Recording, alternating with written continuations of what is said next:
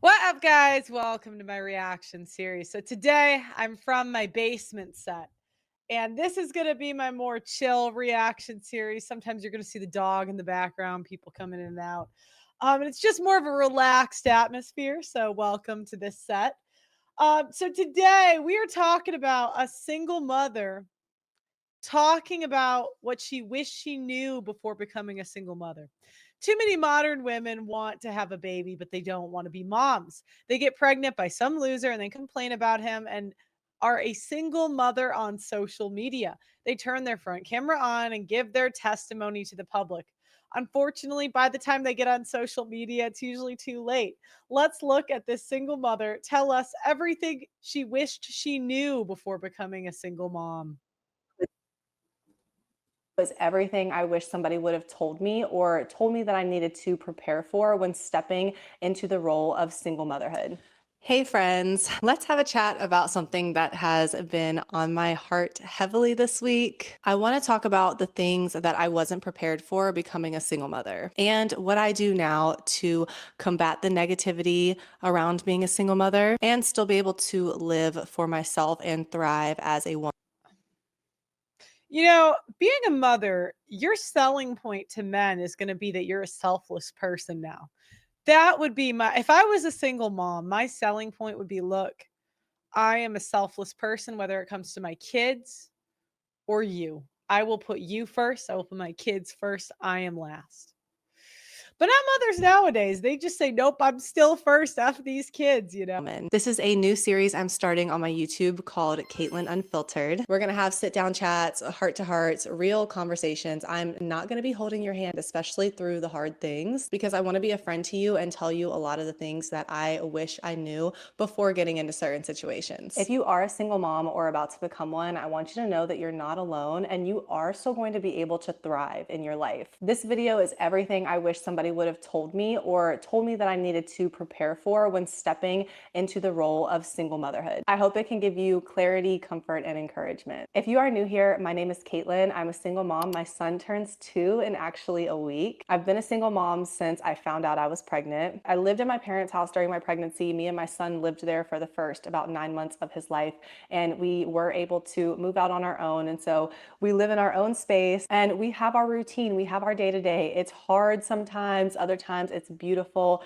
but I do appreciate every single stage that we go through, and me and my son are growing together. I just want you to know that this is going to be a honest, raw, and also a faith-centered conversation. I'm going to cover dating, mom guilt, overstimulation, support systems, identity, and the role of faith in navigating all of those things. First up, because this has been the heaviest on my heart this week, is dating as a single mom. And I feel like I get the question a lot about how do I do it? How am I comfortable with it? How do you even put yourself out there? Now, what I've gotten from the field and men, dating single mothers is that these women really do not care about their children.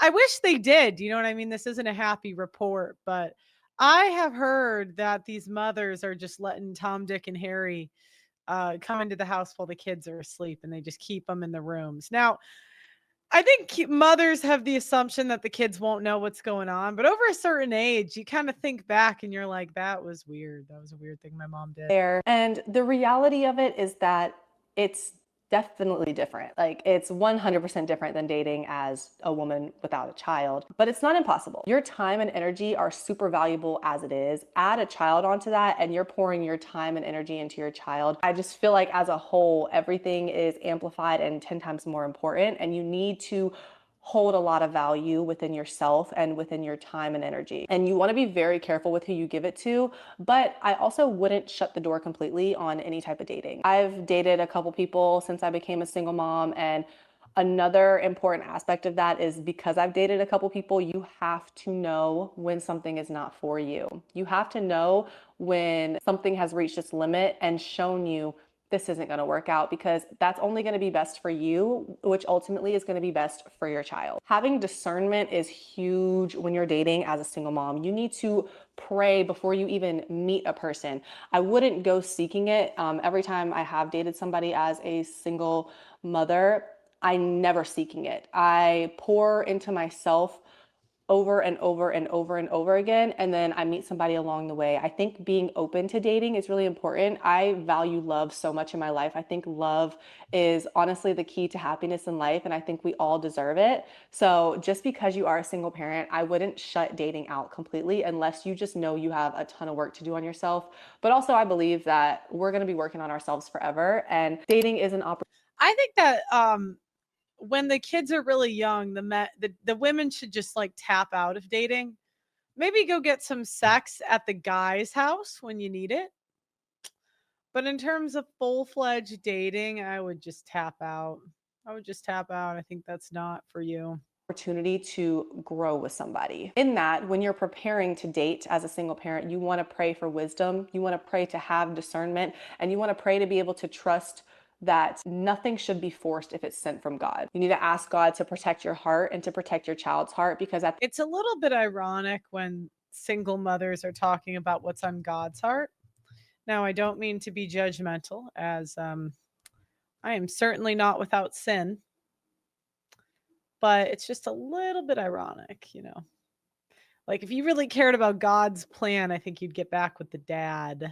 the end of the day, this person can potentially be with you and also helping you raise your child too. Just because somebody's interested in you or attracted to you doesn't mean that they're meant to be in your life, doesn't mean that they're meant to be in your child's life. I think dating is 10 times more serious when you're a parent. And a lot of men, especially in my experience, are not prepared for that, especially with my age. So I'm 27 years old, and I found it really hard to find a man who wants to date a single mother. So with that, I've almost caught myself trying to go overboard with showing. Yeah, because she's gonna have a tough time because she's pretty enough. Men will sleep with her and show her a good amount of attention. I'd say she's above average. In certain communities, she'd probably be a 6 or a 7. Overall, a 6, 5, 6. Um, but she's young, so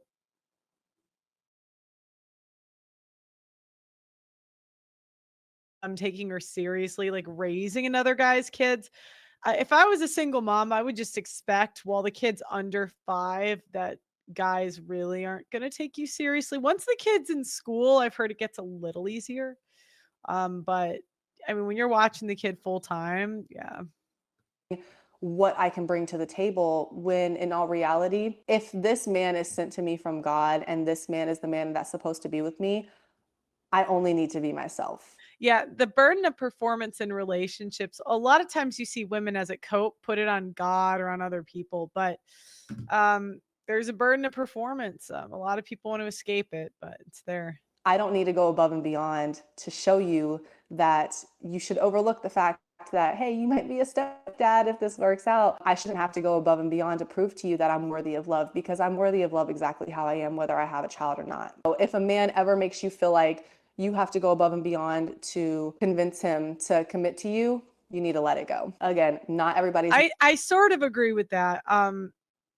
If it's a deal breaker for him, just take it for what it is. You are sex only. meant to be in your life, and that's okay. I think that's also been one of the hardest parts of dating is accepting when somebody's not for you because I'm a type of person who loves very deeply, especially because I want a family and I want to have more kids.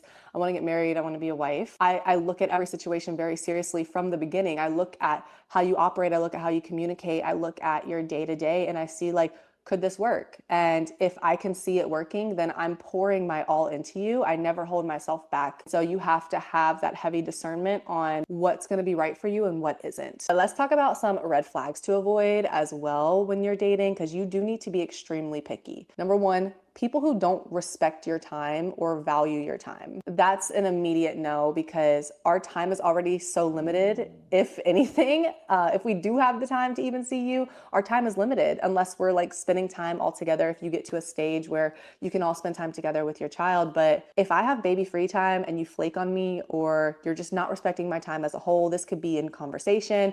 It's going to look different for everybody. But And that's if you're a single mother, I would expect that. A lot of men, you're gonna be second choice.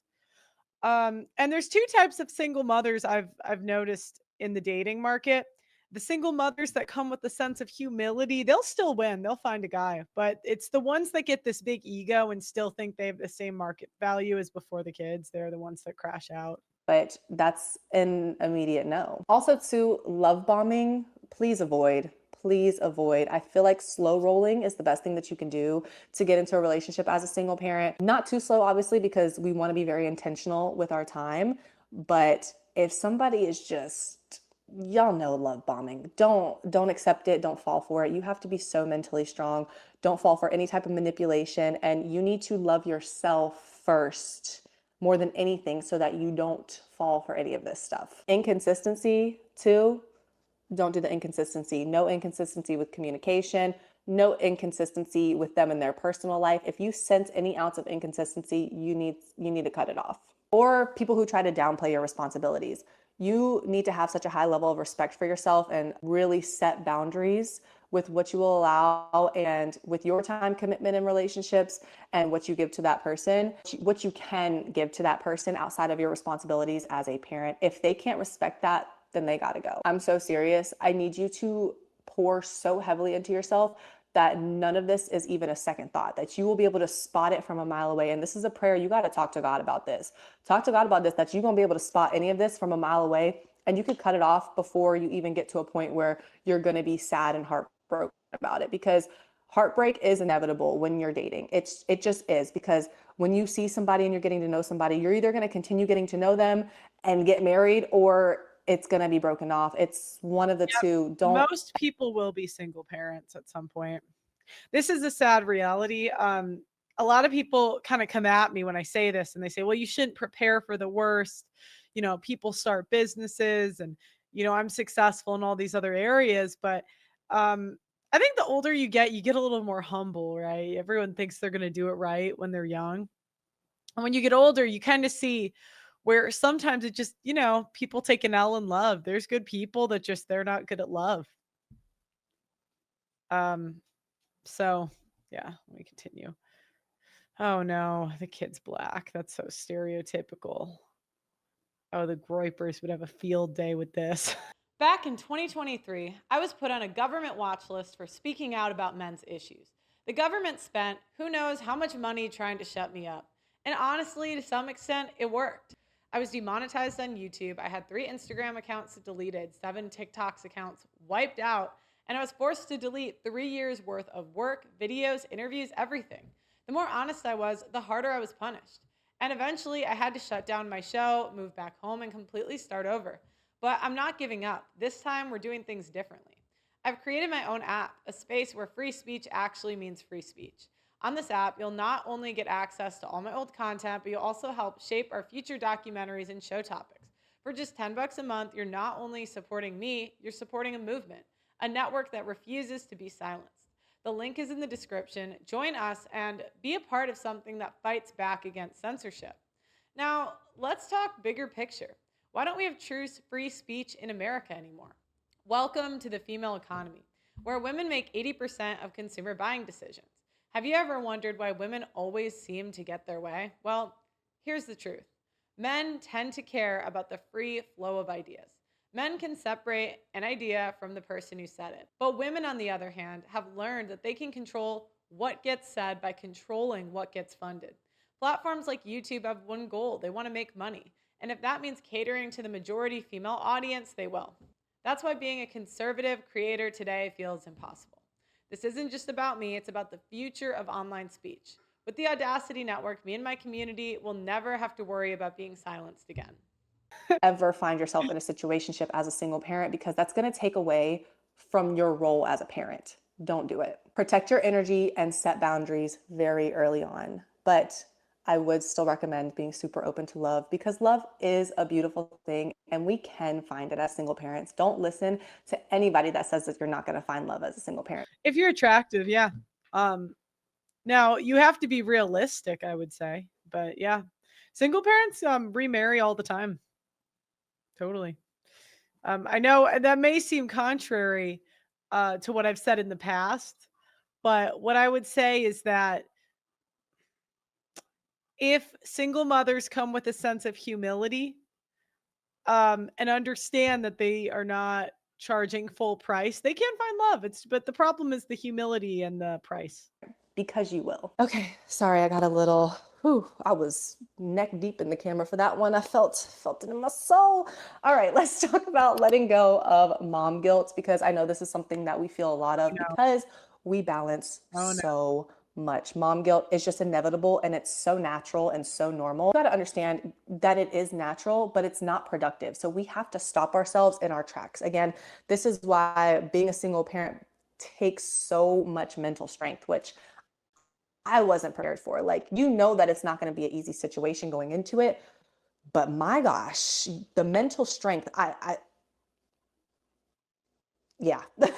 And feeling guilty isn't going to make you a better mom. Being present makes you a better mom. You're one person. You can't pour from an empty can, but you can be there for your child. Even if it's in any capacity, just your presence is everything to your child. And we feel like we don't do enough. We feel like, oh, I didn't spend enough time with them today. I was so busy with work. I'm frustrated with this. I'm going through something in my personal life. So you feel like you're not showing up for your child. But I promise, being there, providing for them, you are doing the best that you can. So instead of thinking I should be doing more or I didn't do enough, tell yourself I did my best today. And every day is going to be different. We're women, we have hormone changes, especially if you start dating. You're allowed to be a person, okay? And I think that that was something really hard for me to come to terms with. You are That means you're allowed to be selfish. I would just say get 50-50 custody with the dad, and then you can have your free time. A lot of times the mothers don't wanna work, and that's kinda the challenge you get into. But if you have 50-50 custody, he has the kid half the week, you should be able to live a pretty full life, have your hobbies, have your stuff you wanna do. I understand that being a mother is a full-time job, and maybe I'm talking out of my ass, but just thinking about it pragmatically, if, you're every other week he's gone 3 or 4 days a week, it seems like you should be able to date if you want to. But I would not expect much while the kid's under. Do you know what? If you have 50-50 custody, I actually think you could find love. It's the mothers that have the kid full time, they're gonna have a way harder time unless the parents are raising the kid for it, you see that sometimes. allowed to be a person. You are going to go through things that other humans go through. You're going to go through days where you're sad. You're going to have days where you're happy and productive. You're going to have days where you feel like you can't get out of the bed. You're going to have days where y'all are doing all the activities together. You're balancing a lot, and it's okay to not be everything every single day. You are doing your best, and telling yourself that is huge, because also too, taking care of yourself makes you a better parent. So if you know that you need a day to take care of yourself, do what you need to do. Our responsibilities don't go away. No, we still have to feed our kids. We still have to provide for them. We still have to make sure that they're well taken care of. But if you just need to put your headphones on for 5 minutes for some silence and go put some press on nails on, or go leave the child with a babysitter that's trusted, or a family member, and go get your feet done or go on a walk. Anything, and pour into yourself. It is okay to do that. And it's okay to not feel guilt for doing that, for needing a break. I think balance as a parent is a myth, because you just do what you got to do every single day. Some days are going to be about work. Some days are going to be about having fun with your kid. Some days are going to be about you, and that's okay. You need to give yourself permission to not have it all figured out Men's self-improvement is always do more, where women's self-improvement is do less. Pamper yourself every single time. gonna be fine. I can't be everything today, but I'm doing my best. That something I wasn't prepared for is the overstimulation. Oh my gosh. It ties into the mental strength that you have to have, but I've never in my life been able to regulate my emotions the way that you're actually quite literally forced as a single parent. I'm trying to break a lot of generational curses in my family, especially when it comes to emotional regulation, communication, keeping a level head.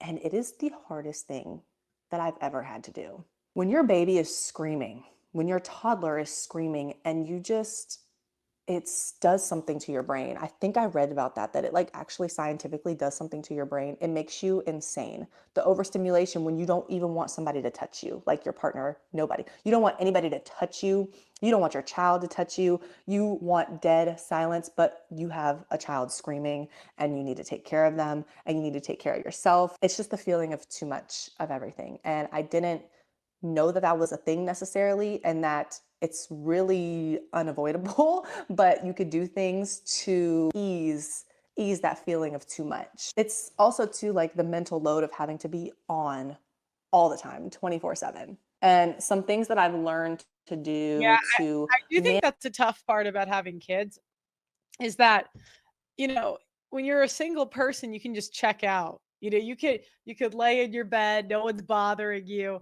But when you're married or when you have a kid, you get the nagging from the husband or the wife, like you have to think about someone else's needs, right? And as women, I mean, come on, that comes terribly to us. Men can like observe, anticipate other people's needs. Us, on the other hand, nope. Manage those feelings of overstimulation, because again, these are inevitable because your child is going to be a child. They're just being kids, so it's not directed towards them. It's literally like how your brain responds to it, and it's like you're just put in this like, mode of life. Okay, I can't listen to 25 minutes of this. All right. Well, I wish her luck in the dating market. If she wants to come on the show, you have a free invite to come on. I'd love to hear about your dating as a single parent. And let me know what you guys think in the comments. Please like the video and subscribe to the channel. Ring the notification bell, and I'll see you next time. Bye bye.